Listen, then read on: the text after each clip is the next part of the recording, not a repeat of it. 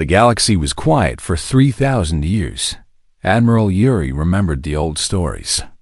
His grandfather had told them when Yuri was young. Stories about a strange species that came from a small blue planet. They called themselves humans. They were weak and soft. They lived short lives. But they were also loud, brave, and very, very stubborn. The humans had spread across 47 star systems in just 300 years. The elder species of the Galactic Dominion watched them with worry. Humans grew too fast. They learned too quickly. They asked too many questions. Then one day, they vanished. No warning, no message, no explanation. Their home system went dark. Their colonies became empty. Their stations floated silent in the void. The Dominion sent ships to investigate. They found nothing but dust and abandoned machines. The Council of 12 met and made a decision. They erased humanity from the galactic records. They removed human names from star maps. They burned human books and destroyed human artifacts. Within one generation, humans became nothing more than a ghost story. A warning told to young children about species that grew too fast and died too soon. Admiral Yuri commanded the Third Fleet at the edge of known space. It was a boring job. Nothing ever happened in the Outer Rim. He spent his days reading reports and watching stars. Today started like any other day. Then the alarms began to scream. Yuri jumped from his chair and ran to the command center. His crew was shouting. The sensors were going crazy. Warning lights flashed red across every screen. What is happening? Yuri demanded. His science officer turned to him. The officer had 4 eyes, and all 4 were wide with fear. Sir, there is something wrong with space itself. Explain. I cannot explain. Space is tearing. Something is coming through. On the main screen, Yuri saw it. A crack in the darkness. Not a wormhole. Not a jump gate. Something different. Something impossible. Reality itself was breaking apart like glass, and light poured through from the other side. Then the first ship emerged. Yuri's blood turned cold. The ship was enormous. The Dominion's biggest warships were 4 kilometers long. This vessel stretched across 50 kilometers of empty space. Its hull was made of materials that the sensors could not recognize. It moved smoothly and silently, like a predator swimming through dark water. That is not possible, whispered his weapons officer. Nothing that big can move that gracefully. More ships came through the tier. Dozens, then hundreds, then thousands. They filled the view screen like an army of metal giants. Each one was different in size and shape, but all of them shared the same unknown technology. The same impossible power. Yuri's communications officer spoke with a shaking voice. Sir, we are receiving a message. It is on an old frequency. Very old. We have not used this frequency for 3,000 years. Put it through. Static crackled through the speakers. Then a voice spoke. It was calm and clear. It spoke in a language that Yuri's translator struggled to process. A language from the old records. A dead language. This is the Korean Stellar Republic vessel Ararum. We are returning home. Please do not be alarmed. The bridge fell silent. Yuri felt his 4 hearts stop beating. His hands began to shake. He looked at his crew and saw the same terror on their faces. Humans, he whispered. The humans have returned. Nobody moved. Nobody spoke. They could only watch as more and more ships poured through the tier in space. The sensors tried to count them but gave up after 10,000. The power readings from those ships were beyond anything the Dominion had ever measured. Yuri's tactical officer finally found his voice. Sir, what are your orders? Yuri did not answer.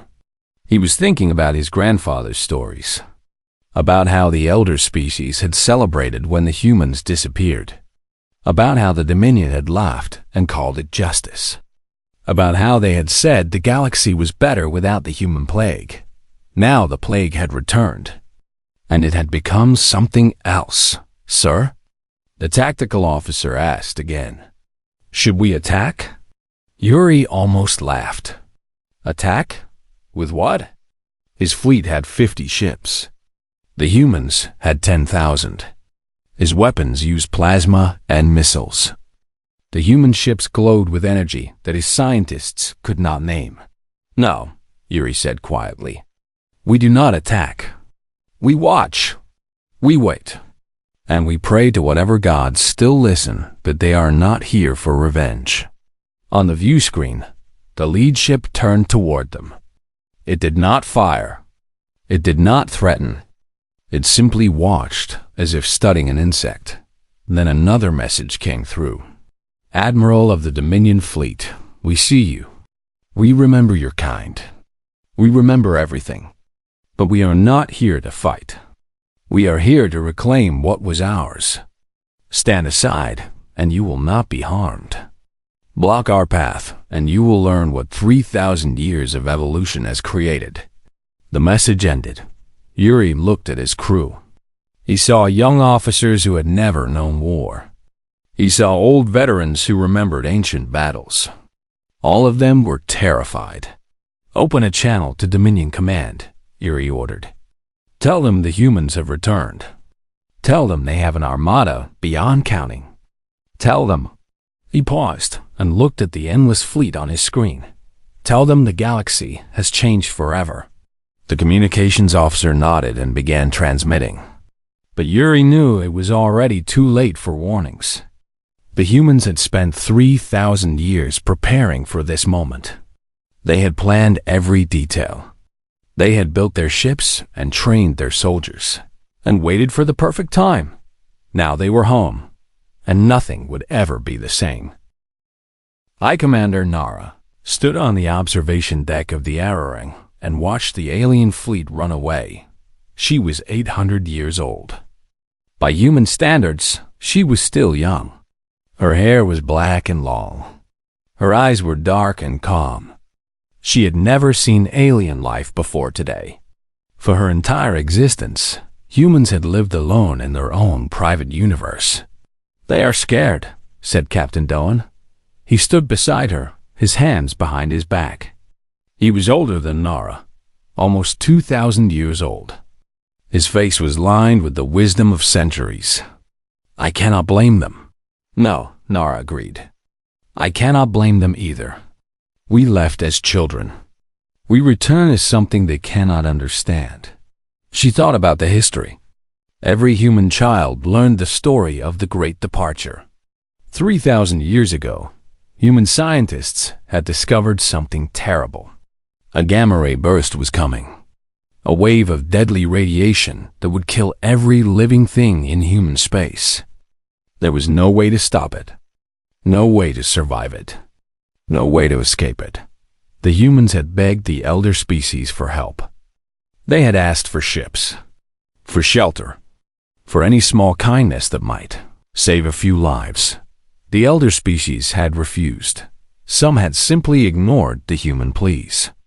Others had laughed. The worst had celebrated.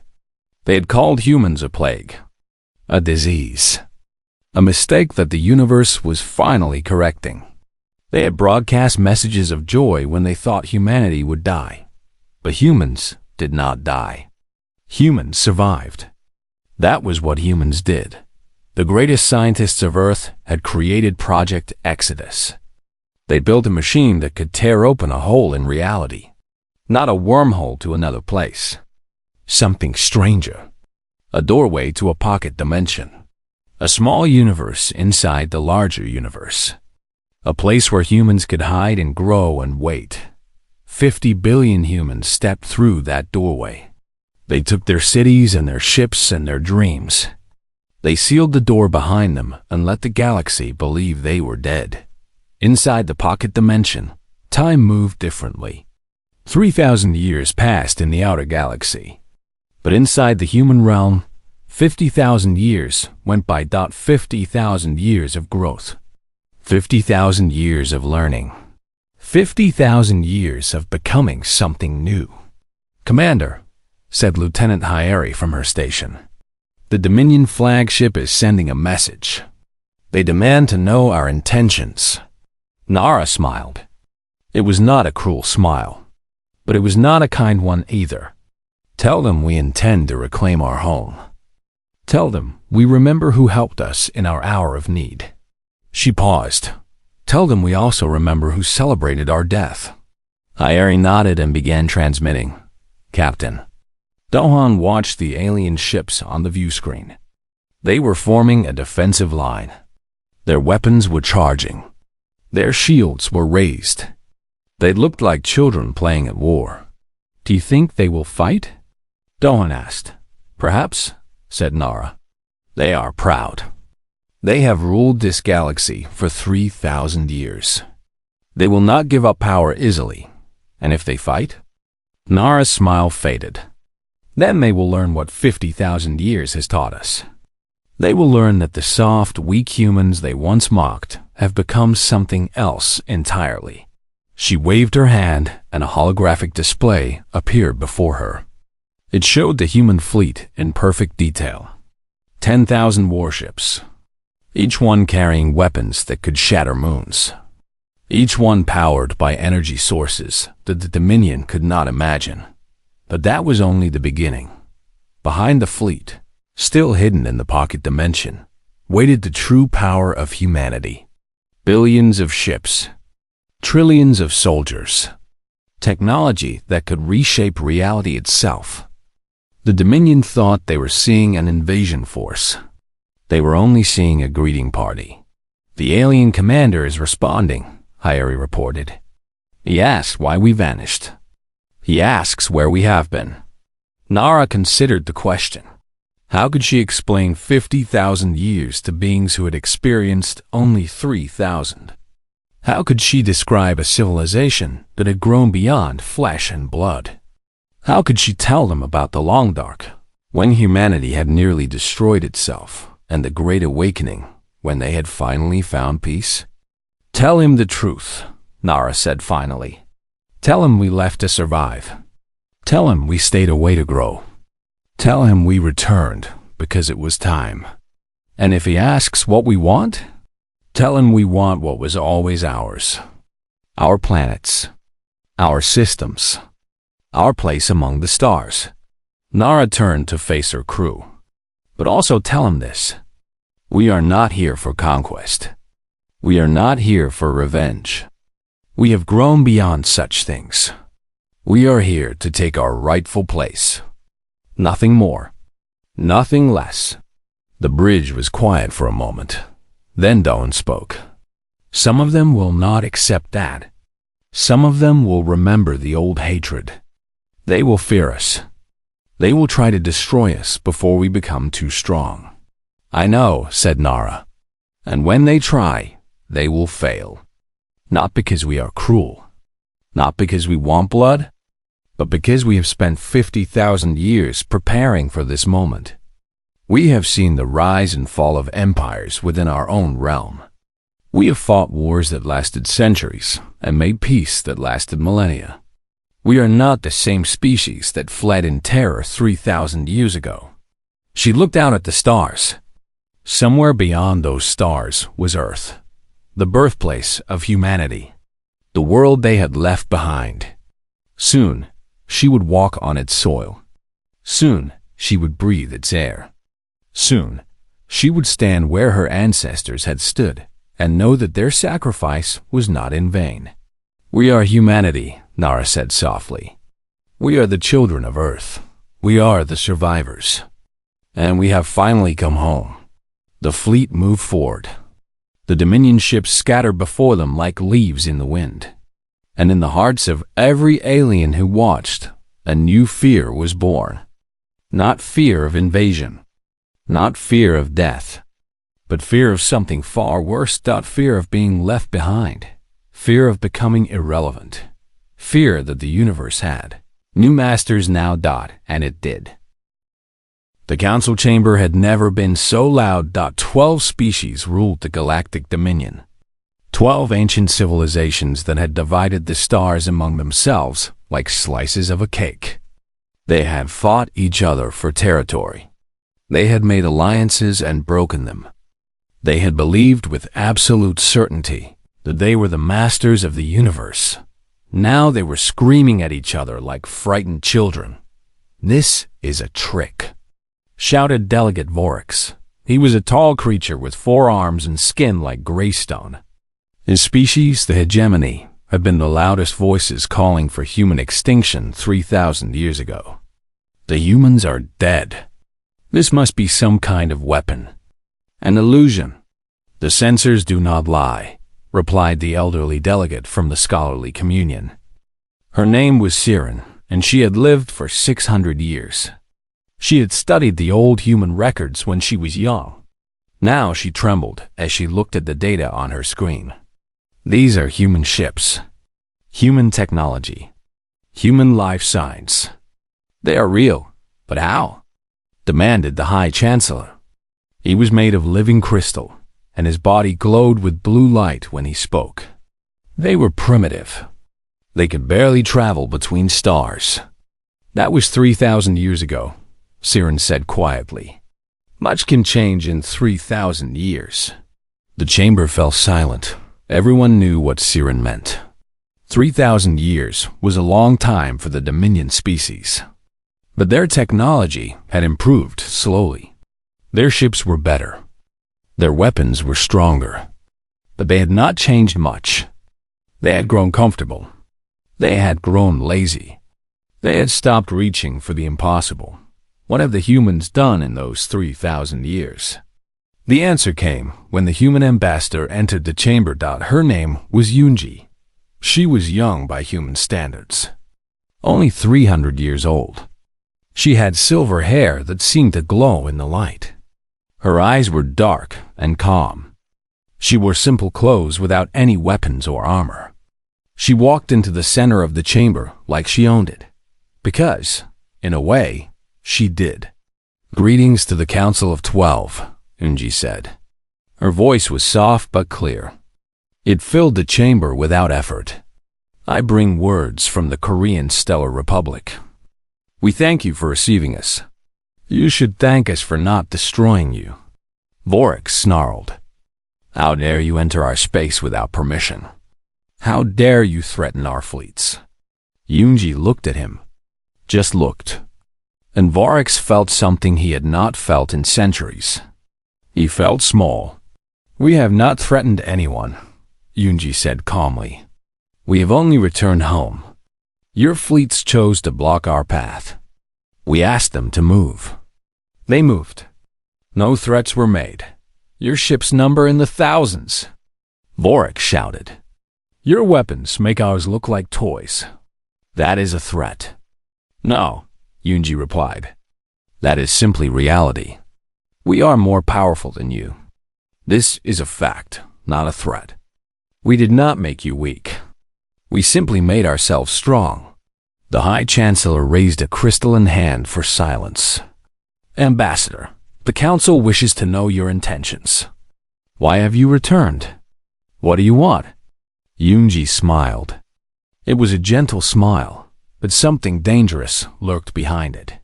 "We want very little," she said. "We want our original territories, our planets, our star systems, the places where our ancestors lived and died. We have no interest in your empires. We have built our own civilization beyond your stars, a civilization you cannot imagine." Some of the delegates looked relieved. Perhaps this would not be so bad. Perhaps the humans only wanted their old space back, but Yunji was not finished. "However," she continued, "we also remember. We remember when we begged for help and received none. We remember when we faced death and your species celebrated. We remember the broadcasts of joy when you believed we would be destroyed." She turned to look at Vorix. The hegemony delegate tried to meet her eyes. He failed. "We remember who called us vermin," Yunji said. "We remember who called us plague. We remember who said the galaxy would be better without us. The chamber was completely silent now. I must be clear, Yunji continued. We are not here for revenge. Revenge is for the young. Revenge is for those who have not grown beyond their pain. We spent 50,000 years inside our realm. Time flows differently there. While you experienced 3 millennia, we experienced 50. 50,000 years is enough time to let go of anger. She paused, but it is not enough time to forget. The delegates looked at each other. 50,000 years? That was impossible. That was longer than most of their civilizations had existed. What could a species become in 50,000 years? We are not the humans you remember, Yunji said, as if reading their thoughts. We are something new. Something you have never encountered. We have mastered technology you cannot understand. We have unlocked secrets of the universe you do not know exist. We have grown beyond the small, frightened species that once begged at your doors. She spread her hands. Now we own the table. We decide who sits at it. We make the rules. She looked around the chamber at each delegate in turn. You can accept this truth and live in peace. You can trade with us. Learn from us. Grow with us. Or you can resist. You can fight. You can try to destroy us as you once tried before. Her smile returned. It was not cruel. It was almost sad. But I promise you this. If you choose war, it will last less than a day. And when it ends, there will be no Council of 12. There will only be silence. She bowed her head politely. The choice is yours. We will wait for your answer. Then she turned and walked out of the chamber, leaving 12 ancient civilizations to face the terrible truth. The children had grown up, and the parents had become the children. 6 months had passed since the return. The galaxy was changing. Everyone could feel it. The old order was dying. The new order was being born. And humanity stood at the center of everything. Commander Tayson watched the busy trading floor of Nexus Station from his office window. Once, this had been the most important station in the Dominion. The place where empires made deals and fortunes were won and lost. Now it was shared territory. Human merchants walked among alien traders. Human ships docked beside Dominion vessels. Human technology was slowly replacing the old systems. You look troubled, said Sunhee. Tayson turned to see his wife standing in the doorway. She was beautiful in the simple way that humans had become beautiful. Not through decoration or artificial enhancement, but through the natural grace that came from thousands of years of peaceful evolution. I have been reading the old records, Tayson said. The things they said about us. The things they did. Sunhee walked to stand beside him. I have read them too. They are difficult to accept. Difficult? Tayson laughed bitterly. They celebrated our death. They called us insects, vermin. They danced in their streets when they thought the gamma burst would kill us. And now they smile at us and ask for trade deals. Yes, Sunhee agreed. They do. Does that not make you angry? Sunhee thought about the question. She had lived for 1,500 years. She had seen many things. She had felt many emotions. But anger was no longer one of them. Once, it would have made me angry, she said. In the early centuries, when we first entered the pocket dimension, there was much anger, much hatred. Many of our people wanted to return immediately, to punish the species that had abandoned us, to make them suffer as we had suffered. What changed? Time changed. Growth changed. We realized that revenge would make us no better than them. We had a chance to become something new, something pure. If we used that chance for violence and hatred, we would waste it. Tayson nodded slowly. He knew the history, the long dark, the centuries when humanity had nearly destroyed itself through internal wars and conflicts. The Great Awakening. the moment when they had finally found peace and unity. The thousands of years of building and learning that followed. "So, what do we do now?" he asked. "Do we just forget?" "No," Sunny said firmly. "We never forget. But we choose what to do with our memories. We can use them to fuel anger. Or we can use them to fuel purpose." "What purpose?" Sunny pointed at the trading floor below. A young alien merchant was struggling with a piece of human technology. A human trader walked over to help. Within minutes, they were laughing together, learning from each other. "That purpose," Sunny said. "We show them what we have become. We show them that the species they mocked and dismissed has grown beyond them. Not through war, not through conquest, but through simple, undeniable superiority." Tayson watched the two traders. The alien was young, perhaps born after the return. He had never known the old hatred. He only knew that humans had amazing technology and were willing to share it. "They expected monsters," Tayson said quietly.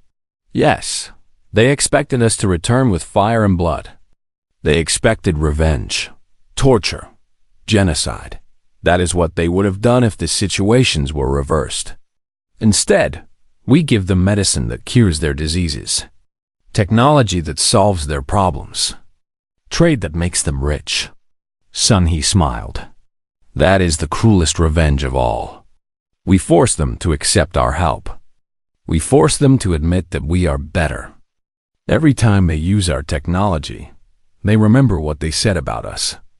Every time our medicine saves their children, they remember how they celebrated our coming death." "That is very human," Tayson said. "Yes, it is. We have had 50,000 years to perfect our humanity. This is what we learned.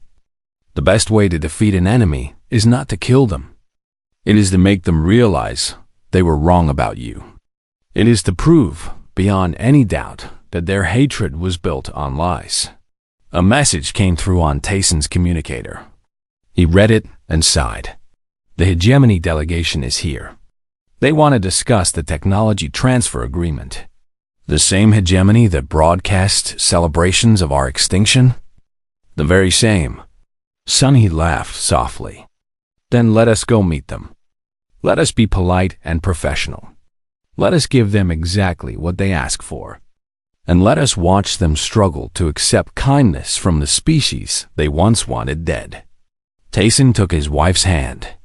"You are wiser than me. I am older than you. Wisdom comes with time." They walked together to the meeting room. The hegemony delegates were waiting. 3 tall figures with gray skin and 4 arms each. They stood stiffly, clearly uncomfortable. One of them was a young official who kept glancing at the human guards with barely hidden fear. Tayson smiled warmly and extended his hand. "Welcome to Nexus Station. We are honored by your visit. Please, sit. Let us discuss how we can help your people." The lead delegate hesitated. His eyes flickered with confusion. Where was the anger? Where was the hatred? Where was the revenge he had been expecting? But there was none. There was only kindness, only patience, only the quiet certainty of a species that had grown beyond petty emotions, and somehow that was worse than any punishment the hegemony had imagined. They sat down to discuss the future, and with every word of kindness, every offer of help, every smile and handshake, the old hatred died a little more. This was humanity's revenge, and it was perfect. 1 year after the return, High Commander Nara stood on the surface of Earth. The wind blew through her hair. The sun warmed her face. The grass beneath her feet was soft and green. She breathed deeply and tasted air that was clean and pure. Earth had healed. 3,000 years, without humans, had given the planet time to recover. The old cities were gone. Forests had grown over the ruins. Rivers ran clear and full of fish. Animals roamed freely across continents that had once been covered in concrete and steel. It was beautiful. more beautiful than any picture or recording could show. "Commander," said Captain Doan. He stood a few meters away, giving her space. "The first colonist ships are landing." Nara nodded but did not turn around. She wanted to remember this moment. The first human to stand on Earth in 3,000 years. The first to breathe this air. The first to feel this soil beneath her feet. "How many?" she asked. 10,000 in the first wave. More will follow. 10,000. It was a small number. A drop in the ocean compared to the billions who lived in the pocket dimension. But it was a beginning. "Show me." Dohan activated a holographic display. It showed the landing zone a few kilometers away. Sleek silver ships were descending from the sky. They landed gently, without sound or flame. Doors opened. People stepped out. Nara watched them. Families with children. Young couples holding hands. Old veterans who had waited centuries for this moment. They walked onto the grass and looked around with wonder in their eyes. Some of them knelt and touched the ground. Some of them cried. Some simply stood and breathed. "They are happy," Doan observed. "Of course they are. This is home. No matter how long we were away, no matter how much we changed, this will always be home." A young girl broke away from her parents and ran through the tall grass. She was chasing a butterfly. The butterfly did not fly away. Perhaps it sensed that this strange creature meant no harm. Nara smiled. Children. They were the true future of humanity. Not the technology. Not the power. The children. "I have a report from the Senate," Dahon said. "The Dominion Council has formally requested membership in the Republic." Nara raised an eyebrow. "All 12 species?" "All 12. They want access to our medicine, our technology, our knowledge. They are willing to accept junior partner status for the first century." Junior partner status. Nara laughed softly. 3,000 years ago, they refused to give us any status at all. They called us animals. Children playing with dangerous toys. Time changes many things. Yes, it does. Nara thought about the Council's request. Part of her wanted to refuse. Part of her wanted to say no. "You abandoned us. You celebrated our death. You do not deserve our help." But that part was small. It grew smaller every year. What did the Senate decide? She asked. They voted to accept, with conditions. The Dominion species must prove their good intentions over the coming century. They must learn our laws, follow our ethics, treat all beings with respect and dignity. If they fail, the partnership ends. Fair conditions, generous conditions, more generous than they deserve. Nara turned to face her old friend. "That is what makes us human, Dohan. We have the power to destroy them. We have the right to hate them. But we choose something else. We choose to be better." Dohan was quiet for a moment. Then he smiled. It was a small smile, barely visible on his ancient face. But it was real. "I remember the long dark," he said. "I remember when we almost destroyed ourselves. When hate and anger nearly ended everything we had built. It took us centuries to learn that peace was stronger than war. That kindness was stronger than cruelty. And now we teach that lesson to the galaxy. Yes, whether they want to learn it or not." They stood together in silence, watching the colonists explore their new home. Builders were already planning sustainable habitats. Scientists were studying the local ecosystems. Artists were capturing the beauty in paintings and songs. This was not a conquest. This was a homecoming. "Commander," Doan said suddenly. "Look." He pointed at the sky. Nara looked up. A Dominion ship was descending. Not a warship. A small transport. It landed near the edge of the settlement. The door opened. A delegation of aliens stepped out. Representatives from all 12 species. They walked forward slowly, carefully, as if expecting to be attacked at any moment, but no attack came. Instead, a group of human children ran toward them, curious and unafraid. The aliens stopped. They did not know what to do. In their experience, first contacts involved weapons and demands and threats. A little girl walked right up to the tallest alien. He was from the hegemony. His gray skin marked him as a descendant of the species that had celebrated humanity's death. The girl held up a flower. She had picked it from the meadow. "Welcome to Earth," she said. "Do you want to be friends?" The alien looked down at the flower. He looked at the girl. He looked at the humans watching nearby. No anger, no hatred. Just curiosity and openness and hope. Slowly, carefully, he knelt down and took the flower. "Yes," he said. His voice was rough, uncertain. "I would like to be friends." The girl smiled and grabbed his hand. She began pulling him toward the meadow, pointing at butterflies and birds and all the wonders of Earth. Nara watched this scene with tears in her eyes. This was why they had returned. Not for revenge, not for power, but for this moment. This simple, beautiful moment when an enemy became a friend. When hate became hope. When the past finally gave way to the future. "We spent 50,000 years becoming worthy of the stars," Nara said softly. "Now it is time to help others do the same." Doan nodded. "It will take time. Centuries. Perhaps millennia. We have time. We have all the time in the universe."